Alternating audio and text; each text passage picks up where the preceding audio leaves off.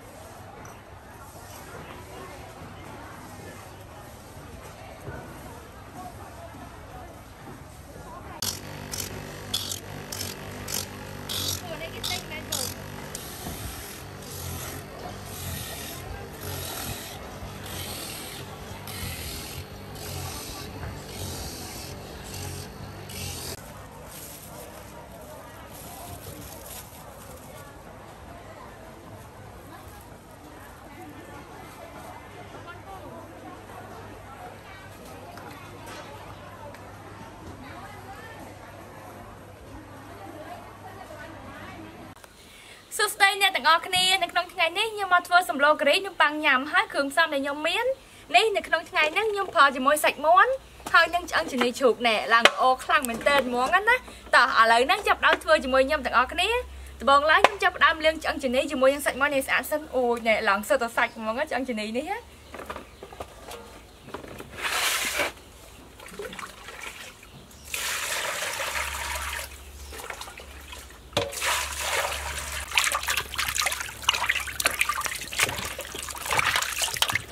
អូសាច់ច្រើនមែនទែនហ្មងណា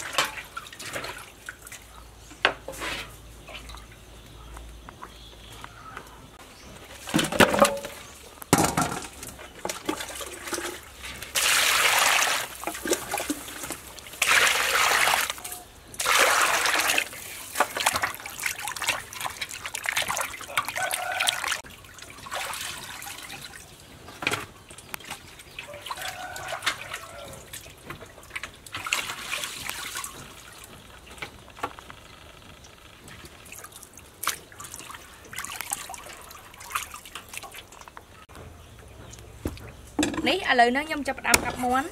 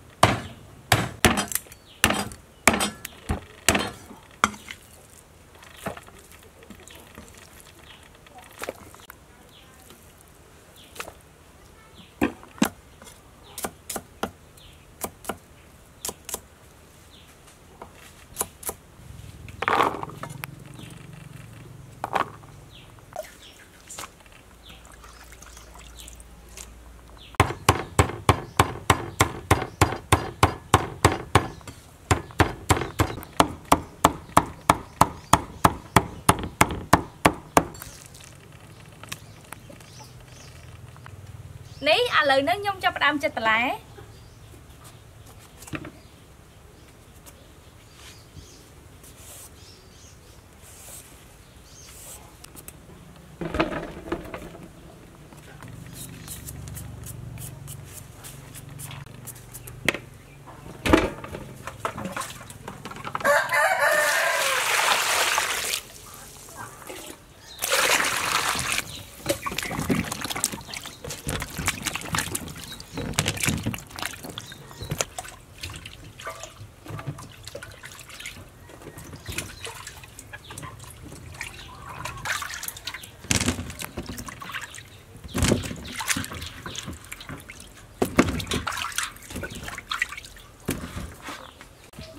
lờiនេះខ្ញុំចាប់ផ្ដើមហាន់បន្លែ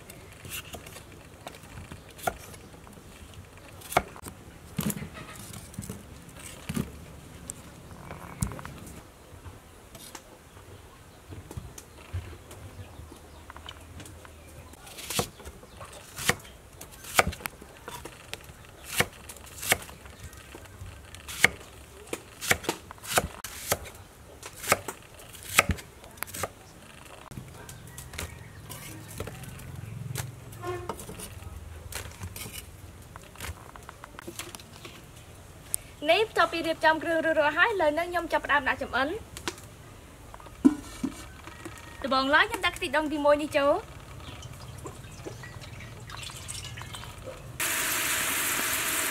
នេះឥឡូវនេះខ្ញុំចាប់ផ្ដើមដាក់ម្ទេសក្លុកចូល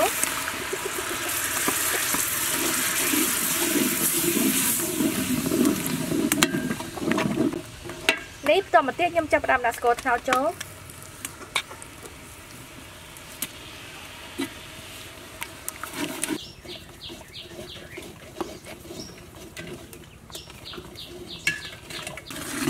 នេះខ្ញុំកូរម្ទេសជាមួយនឹងស្ករក្រហមឡើងក្រហមអញ្ចឹងហើយឥឡូវនេះខ្ញុំដាក់ផាចិញ្ចាំចូល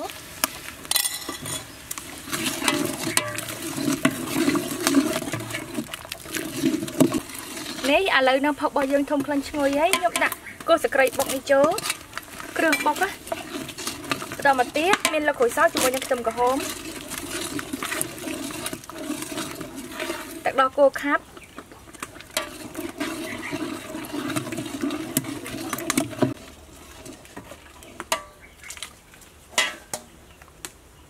នេះតមកទៀតខ្ញុំចាក់សាច់ចូល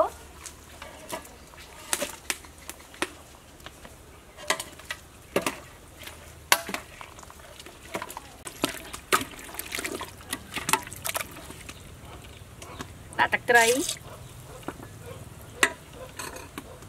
អំបិល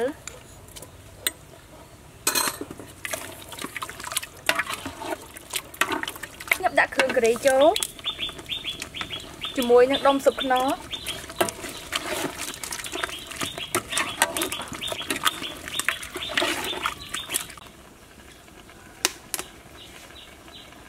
នេះខ្ញុំចាក់ទឹកខ្ទិះដូងទី2ចូល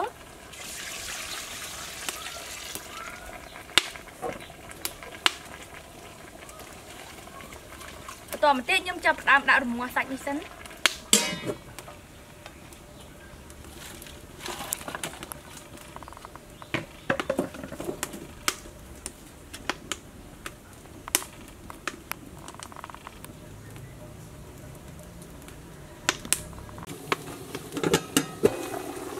អូគាត់ទៅបើកមកខ្លួននឹងឈ្ងុយមកហ្មងណា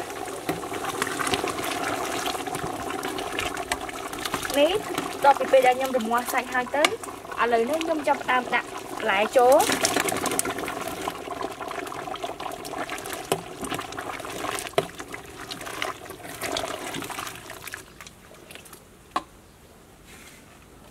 នេះបន្តមកទៀតខ្ញុំដាក់ទឹកខ្ទិះដូងទី2ចូល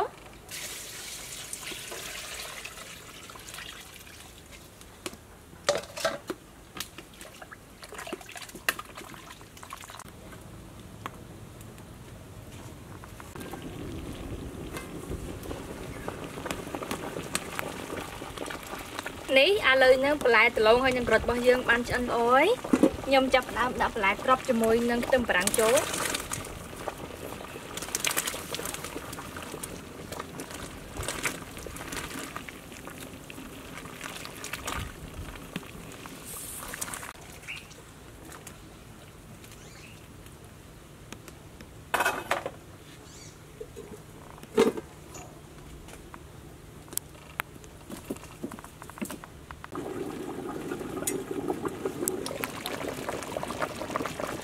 ní lời nó xâm lô rồi bao nhiêu ăn cho anh ấy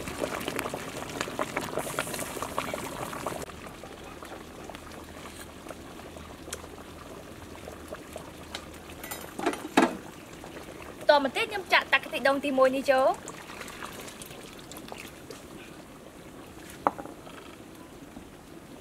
ôi đạn chân tới lần chui mà muốn á xâm lô bao nhiêu á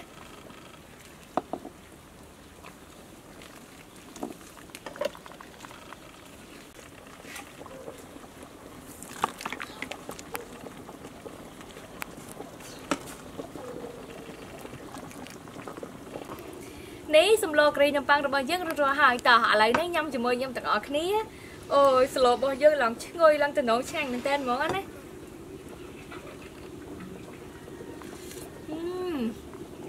chết khăn mình tên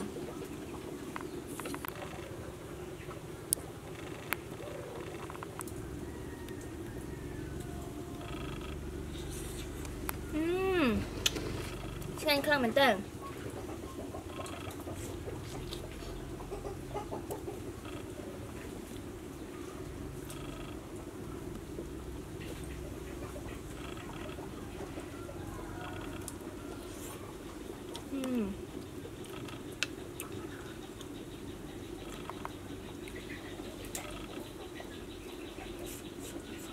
là vô lòng thôi ôm rồi á